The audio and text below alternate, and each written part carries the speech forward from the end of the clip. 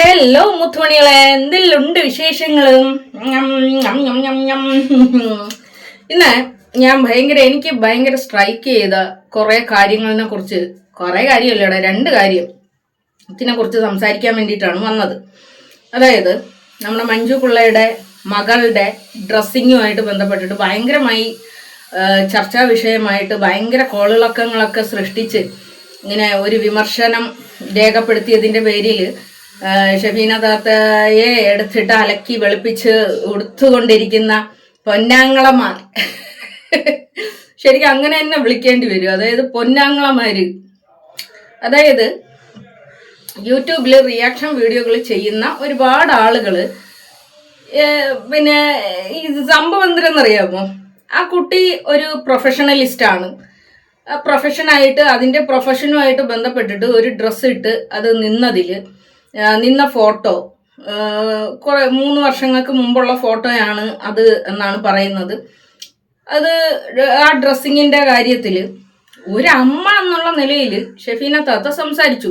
പക്ഷെ അത് ഭയങ്കര വൈകാരികമായിട്ടാണ് സംസാരിച്ചത്. അത് സമ്മതിക്കാതിരിക്കാൻ പറ്റൂല. വൈകാരികമായിട്ട് വാവിട്ട് കുറേ അധികം വാക്കുകൾ സംസാരിച്ചിട്ടുണ്ട്. അതിൻ്റെ എക്സ്പ്ലനേഷനും അവർ തന്നെ വന്ന് തന്നിട്ടുമുണ്ട്. ഈ എക്സ്പ്ലനേഷൻ വീഡിയോ ഒക്കെ വന്നതിന് ശേഷവും ആ എക്സ്പ്ലനേഷൻ വീഡിയോയും എടുത്തുകൊണ്ട് വന്നിട്ട് റിയാക്ട് ചെയ്യുന്ന കുറേ അധികം ആളുകളെ കണ്ടപ്പോഴത്തേക്ക് ഞാനിങ്ങനെ ചിന്തിച്ച്, അയ്യോ ഇതെന്താണ് ഈ സംഭവിക്കുന്നത്? സംഭവം എന്തെന്ന് വെച്ച് കഴിഞ്ഞാൽ നമ്മുടെ രേണുസുതി വയറ് കാണിച്ചു, രേണുസുതി തൊട്ട കാണിച്ചു. എന്തിനധികം പറയുന്നു, ഒരു സബ്സ്ക്രിപ്ഷൻ തുടങ്ങി. സബ്സ്ക്രിപ്ഷനിൽ അവരവർക്ക് ഇഷ്ടമുള്ള കാര്യങ്ങൾ ചെയ്യാം. അവർ സബ്സ്ക്രിപ്ഷൻ തുടങ്ങി, അതിലവർ ചുണ്ട് നനച്ചു, അവരുടെ തൊടഭാഗം കാണിച്ചു, അവിടെ എന്താണ് ഒരു ക്രീം പുരട്ടി മസാജ് ചെയ്തു എന്നൊക്കെ പറഞ്ഞും കൊണ്ട് എൻ്റെ പൊന്നോ എമാതിരി റിയാക്ഷനൊക്കെ ചെയ്തിരുന്ന പൊന്നാങ്ങളമാരുടെ ഒക്കെ ചാനലുകളിൽ ഭയങ്കരമായിട്ട് ഇതിനെ സപ്പോർട്ട് ചെയ്യുന്ന, ഇതിപ്പോൾ തെറ്റൊന്നും പറയുന്നില്ല. ആ കുട്ടിയുടെ പ്രൊഫഷനുമായിട്ട് ബന്ധപ്പെട്ടിട്ടുള്ള ഒരു കാര്യമാണ്. അത് റിയാക്ട് ചെയ്തു, ഒരുപാട് പേര് റിയാക്ട് ചെയ്തു. ഞങ്ങളും ഒക്കെ ഭയങ്കരമായിട്ട് ഇങ്ങനെ എന്താണ് ഇവിടെ സംഭവിക്കുന്നത് എന്നുള്ള ഒരു ഇതിൽ നോക്കി കണ്ടുകൊണ്ടിരിക്കുന്നതിൻ്റെ ഇടയിലാണ് ഈ ആങ്ങളമാരുടെയൊക്കെ വീഡിയോകൾ കാണാനിടയായത്. അപ്പം ഞാൻ എന്നോട് തന്നെ ചോദിച്ചു, ഇവര് എന്നെ ഇല്ലേ 5 ദിവസത്തിന് മുമ്പേ അമ്മൻ്റെ രേണുസുതിനെയും എടുത്തിട്ട് അലക്കി വിളിപ്പിച്ചുകൊണ്ടിരുന്നത്?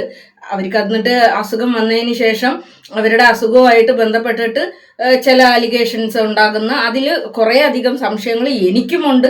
പക്ഷെ അപ്പോഴും ഞാനിങ്ങനെ ചിന്തിക്കുന്ന ഒരു കാര്യം എന്ന് പറഞ്ഞു കഴിഞ്ഞാൽ, അസുഖമല്ലേ, ഒരു അസുഖമുള്ള ഒരു സ്ത്രീയല്ലേ, ഓക്കെ എന്ന് പറഞ്ഞിട്ട് നമ്മളൊക്കെ ഇങ്ങനെ ഒരു കാഴ്ചക്കാരായിട്ട് നോക്കി നിൽക്കുമ്പോൾ കുറേ അധികം ചാനലുകാർ ഇങ്ങനെ എടുത്തിട്ട് ആ അസുഖത്തിനെയും റിയാക്ട് ചെയ്യുന്നു. ആ അസുഖത്തിൻ്റെ ഇടയിൽ അവർ പറഞ്ഞിട്ടുള്ള കാര്യങ്ങളിലും ഒരുപാട് കാര്യങ്ങൾ എനിക്കും എതിർപ്പുള്ള കാര്യങ്ങളാണ്. അതായത് രേണുസുതി ആ അസുഖ കിടക്കയിൽ കിടന്നും കൊണ്ട് അവരുടെ മകനെ, ഭർത്താവിൻ്റെ ആദ്യത്തെ മകനെ ഇങ്ങനെ ക്യാമറയ്ക്ക് ഇട്ട് കൊടുക്കുന്നത് പോലെ, അതായത് സോഷ്യൽ മീഡിയയ്ക്ക് ഇട്ട് കൊടുക്കുന്നത് പോലെ ചില ആളുകൾക്ക് അതൊരു സൂക്കേടാണ്. അതായത് ഇങ്ങനെ സൈബർ അറ്റാക്കിന് ഇട്ട് കൊടുക്കുക, അതുപോലത്തെ തോന്നലൊക്കെ എനിക്കും ഉണ്ടായിട്ടുണ്ട്. ഞാൻ എൻ്റെ അഭിപ്രായവും വളരെ മാന്യമായിട്ട് തന്നെ എൻ്റെ അഭിപ്രായവും ഞാൻ രേഖപ്പെടുത്തിയിട്ടുണ്ടായിരുന്നു. സത്യത്തിൽ എനിക്ക് ഭയങ്കര വിഷമം തോന്നിയിട്ടുണ്ടായിരുന്നു. അതായത് നമ്മളൊക്കെ എന്ന് പറയുന്നത് നമ്മളൊക്കെ ഒരുപാട് ജീവിതം കണ്ട് അങ്ങനെ വന്നിട്ടുള്ള ആളുകളാണ്. അപ്പോൾ രേണുസുതിയുടെ ഒരുപാട് കാലങ്ങൾ കഴിഞ്ഞ് ജീവിതത്തിലേക്ക് കാലെടുത്ത് വെക്കുന്ന ആ മകനെ വെറുതെ ഇങ്ങനെ അവരെ കാണാൻ വന്നില്ല എന്നുള്ള ഒരൊറ്റ കാരണം കൊണ്ട് ഇങ്ങനെ സൈബർ അറ്റാക്കിന് ഇട്ട് കൊടുത്തല്ലോ എന്നൊക്കെ ഉള്ള ഒരു തോന്നലൊക്കെ എനിക്കും തോന്നിയിട്ടുണ്ട്. ഇപ്പം അത് വളരെ മാന്യമായിട്ട് തന്നെ ഞാനും റിയാക്ട് ചെയ്തിട്ടുണ്ടായിരുന്നു. പക്ഷെ ഇപ്പോൾ ഈ ഷഫീന താത്തയ്ക്ക് ഓൾറെഡി ഭയങ്കര എനിമീസ് കൂടുതലാണ്. സോഷ്യൽ മീഡിയയിൽ ഭയങ്കര എനിമീസ് കൂടുതലാണ്. ഈ എനിമീസ് കൂടുതൽ എന്ന് പറയുന്നത് ഉള്ള കാര്യം മുഖത്ത് നോക്കി വെട്ടി തുറന്ന് പറയുന്നതിന് മറയില്ലാതെ അവർ പല കാര്യങ്ങളും ഉപയോഗിക്കുന്നു, പല ഭാഷകൾ ഉപയോഗിക്കുന്നു എന്നുള്ളതാണ്. വെട്ടി തുറന്ന് അവർ ആരാണെന്ന് പോലും നോക്കൂല, പറയാനുള്ള കാര്യങ്ങളും മുഖത്ത് നോക്കി അങ്ങോട്ട് പറയും. അപ്പോൾ അതൊരു ബാഡ് ഹാബിറ്റും കൂടിയാണ്. അതായത് എല്ലായിടത്തും നമുക്ക് അതേപോലെ പ്രതികരിക്കാൻ വേണ്ടിയിട്ട് പറ്റില്ല. അതൊരു ബാഡ് ഹാബിറ്റും കൂടിയാണ്. കാരണം ഒരു പ്രശ്നം വരുമ്പോൾ ഇതുപോലെ മറ്റുള്ളവർക്ക് അടിക്കാനുള്ള ഒരു ആയുധം നമ്മൾ തന്നെ ഇട്ട് കൊടുക്കുന്നത് പോലെയാണ് ശരിക്കും ഷഫീന താത്ത ഇപ്പോൾ ചെയ്തിരിക്കുന്നതെന്ന് പറയുന്നത്. അടിക്കാൻ വേണ്ടിയിട്ട് വടി അങ്ങോട്ട് ഇട്ട് കൊടുത്തു. അതെടുത്തിട്ട് ഭയങ്കരമായിട്ട് അങ്ങോട്ടും ഇങ്ങോട്ടും ഇട്ടിട്ട് തല്ലുന്ന കുറെ ആങ്ങളമാരെ കണ്ടപ്പോഴത്തേക്ക് എനിക്ക് ശരിക്കും പറഞ്ഞു, അപ്പൊ ഇവന്മാർ എന്തിനാണ് ഈ രേണുസുധീരെ വസ്ത്രത്തിനെ കുറിച്ച് പറഞ്ഞത്? അവർക്കറിയാവുന്ന ഒരു പിന്നെ ആൽബം അഭിനയിക്കാനാണ് അവർക്ക് അറിയാവുന്നത്. എന്തിനധികം പറയുന്നു, അവർ അഭിനയിക്കുന്നതിനെ പോലും കളിയാക്കിയിട്ടുണ്ട് ഇവരൊക്കെ. ഈ റിയാക്ഷൻ ചാനലുകാര്, ഈ റിയാക്ഷൻ വീഡിയോ ചെയ്യുന്നവര് രേണുസുധി അഭിനയിക്കുന്നതിനെ കളിയാക്കിയിട്ടുണ്ട്, രേണുവിന്റെ പല്ലിനെ കളിയാക്കിയിട്ടുണ്ട്, രേണുവിന്റെ ഒന്നും വേണ്ട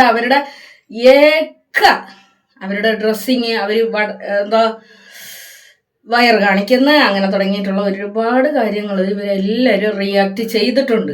എന്നിട്ട് അതേ ആളുകൾ തന്നെ വന്നിട്ട് ആങ്ങളെ ചമയുന്ന ആ ഒരു രംഗം ഉണ്ടല്ലോ, ശരിക്കും പറഞ്ഞാൽ ഇവർക്കൊക്കെ എത്ര പെട്ടെന്നാണ് നിലപാടുകളും ആദർശങ്ങളും ഒക്കെ മാറുന്നത്. ചില ആളുകളുടെ മഞ്ജു പിള്ളയുടെ മകൾക്കുള്ള അതേ സ്വാതന്ത്ര്യം രേണുസുധിക്കുമില്ലേ? രേണുസുധി എന്താണ് ചെയ്തത്? അവർക്കറിയാവുന്ന ജോലി ചെയ്തു. ആ ജോലിയിൽ അവരിഷ്ടം, ആ പ്രൊഡ്യൂസറും ഒക്കെ പറയുന്ന ഡ്രസ്സ് അവർ ധരിച്ചു, അവരുടെ ശരീരത്തിന്റെ പല ഭാഗങ്ങൾ കാണിച്ചു.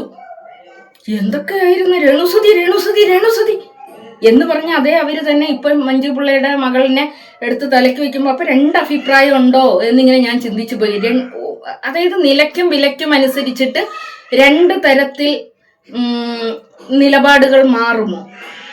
രേണുസുധിയെ യഥാർത്ഥത്തിൽ വസ്ത്രത്തിന്റെ പേരിലും അവരുടെ ശരീരഭാഗം കാണിക്കുന്നു എന്നതിന്റെ പേരിലൊക്കെ വിമർശിച്ചത് എന്തിനധികം അവരുടെ സബ്സ്ക്രിപ്ഷൻ ചാനലിന്റെ അകത്ത് കയറി എടുത്തോണ്ട് വന്ന സാധനങ്ങൾ വരെ എടുത്തോണ്ട് വന്ന് ചുണ്ട് നനച്ചെന്ന് പറഞ്ഞ് വിമർശിച്ചത് എന്തിനായിരുന്നു എന്ന് ഞാൻ ഇങ്ങനെ ചിന്തിക്കും കേട്ടോ.